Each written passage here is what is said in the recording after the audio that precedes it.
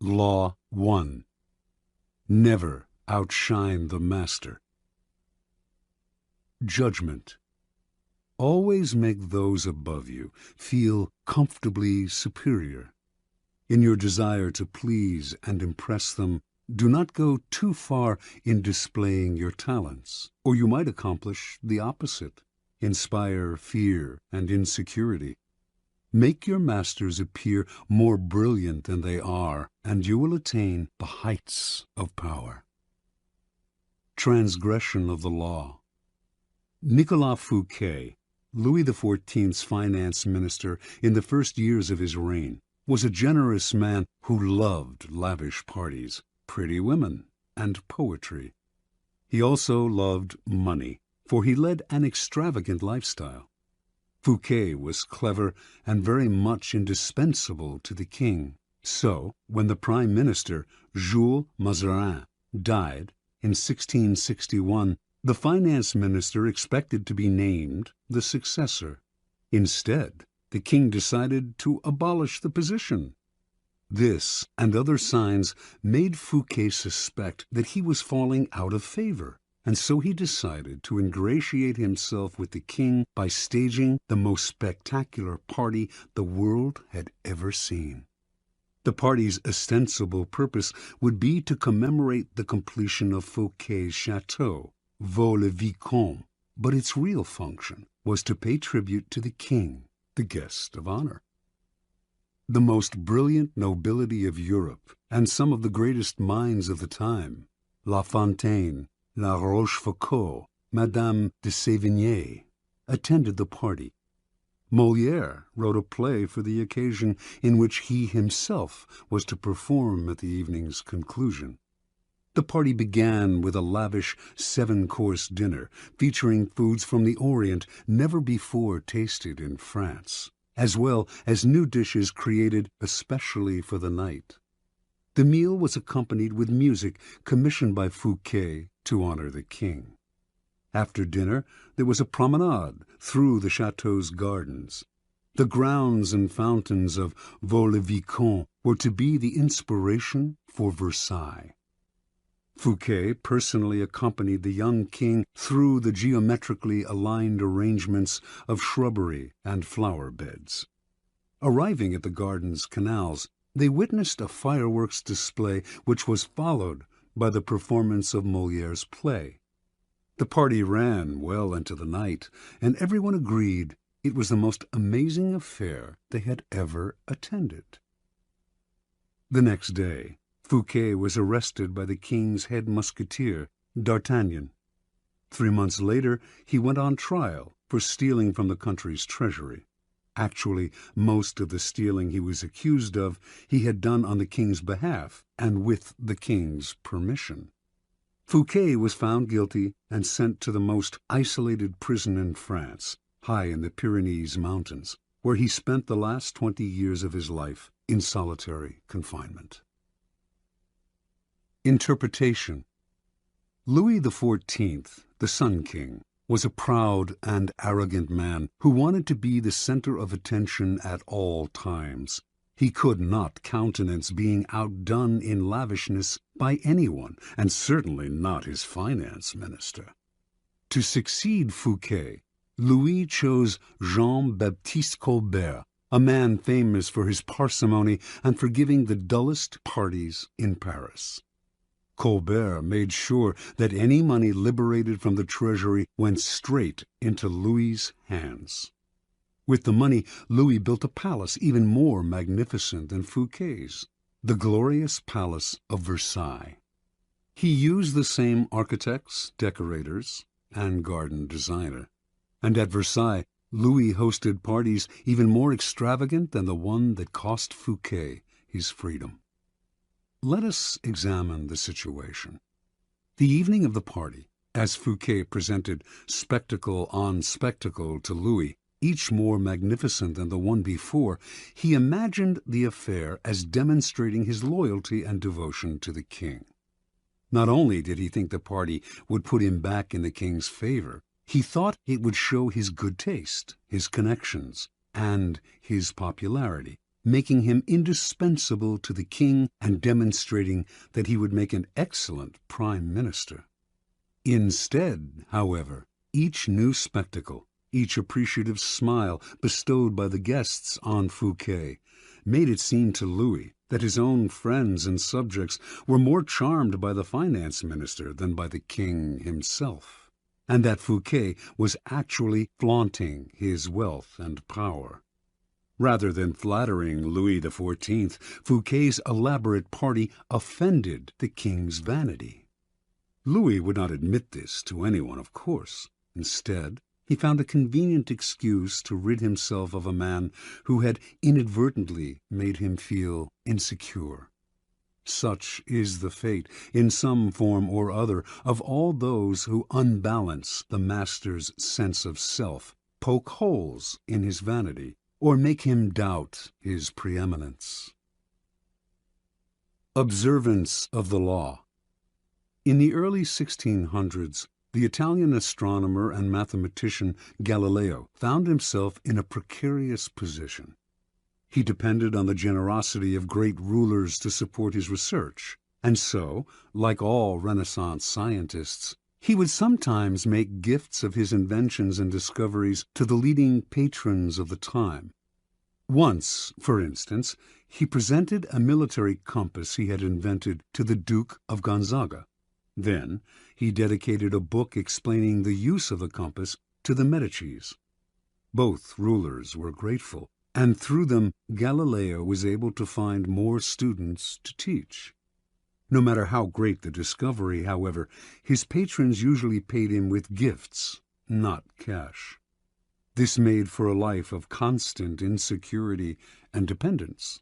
There must be an easier way, he thought. Galileo hit on a new strategy in 1610 when he discovered the moons of Jupiter. Instead of dividing the discovery among his patrons, giving one the telescope he had used, dedicating a book to another, and so on, as he had done in the past, he decided to focus exclusively on the Medicis. He chose the Medicis for one reason. Shortly after Cosimo I had established the Medici dynasty in 1540, he had made Jupiter, the mightiest of the gods, the Medici symbol, a symbol of a power that went beyond politics and banking, one linked to ancient Rome and its divinities. Galileo turned his discovery of Jupiter's moons into a cosmic event honoring the Medici's greatness. Shortly after the discovery, he announced that the bright stars, the moons of Jupiter, offered themselves in the heavens to his telescope at the same time as Cosimo II's enthronement. He said that the number of the moons, 4, harmonized with the number of the Medicis. Cosimo II had 3 brothers, and that the moons orbited Jupiter as these 4 suns revolved around Cosimo I, the dynasty's founder. More than coincidence, this showed that the heavens themselves reflected the ascendancy of the Medici family. After he dedicated the discovery to the Medicis, Galileo commissioned an emblem representing Jupiter sitting on a cloud with the 4 stars circling about him, and presented this to Cosimo II as a symbol of his link to the stars. In 1610, Cosimo II made Galileo his official court philosopher and mathematician with a full salary. For a scientist, this was the coup of a lifetime. The days of begging for patronage were over. Interpretation. In one stroke, Galileo gained more with his new strategy than he had in years of begging. The reason is simple. All masters want to appear more brilliant than other people. The producer of a great work wants to feel he is more than just the provider of the financing. He wants to appear creative and powerful, and also more important than the work produced in his name. Instead of insecurity, you must give him glory. Galileo did not challenge the intellectual authority of the Medicis with his discovery, or make them feel inferior in any way. By literally aligning them with the stars, he made them shine brilliantly among the courts of Italy. He did not outshine the master. He made the master outshine all others. Keys to power. When it comes to power, outshining the master is perhaps the worst mistake of all. Do not fool yourself into thinking that life has changed much since the days of Louis XIV and the Medicis. Those who attain high standing in life are like kings and queens. They want to feel secure in their positions and superior to those around them in intelligence, wit, and charm. It is a deadly but common misperception to believe that by displaying and vaunting your gifts and talents, you are winning the master's affection. He may feign appreciation, but at his first opportunity he will replace you with someone less intelligent, less attractive, less threatening, just as Louis XIV replaced the sparkling Fouquet with the bland Colbert. And as with Louis, he will not admit the truth, but will find an excuse to rid himself of your presence. This law involves two rules that you must realize. First, you can inadvertently outshine a master simply by being yourself. There are masters who are more insecure than others, monstrously insecure. You may naturally outshine them by your charm and grace. No one had more natural talents than Astorre Manfredi, Prince of Faenza. The most handsome of all the young princes of Italy, he captivated his subjects with his generosity and open spirit. In the year 1500, Cesare Borgia laid siege to Faenza. When the city surrendered, the citizens expected the worst from the cruel Borgia, who, however, decided to spare the town. He simply occupied its fortress, executed none of its citizens, and allowed Prince Manfredi, 18 at the time, to remain with his court in complete freedom.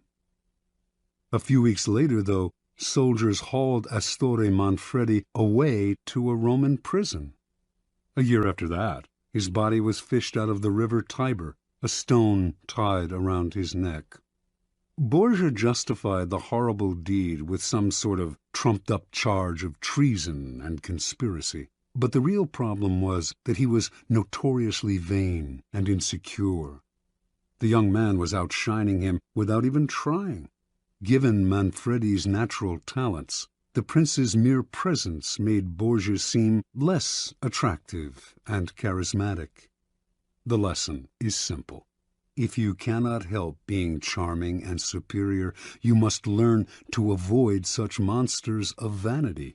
Either that, or find a way to mute your good qualities when in the company of a Cesare Borgia. Second, never imagine that because the master loves you, you can do anything you want. Entire books could be written about favorites who fell out of favor by taking their status for granted, for daring to outshine. Knowing the dangers of outshining your master, you can turn this law to your advantage. First, you must flatter and puff up your master. Overt flattery can be effective, but has its limits. It is too direct and obvious, and looks bad to other courtiers. Discreet flattery is much more powerful.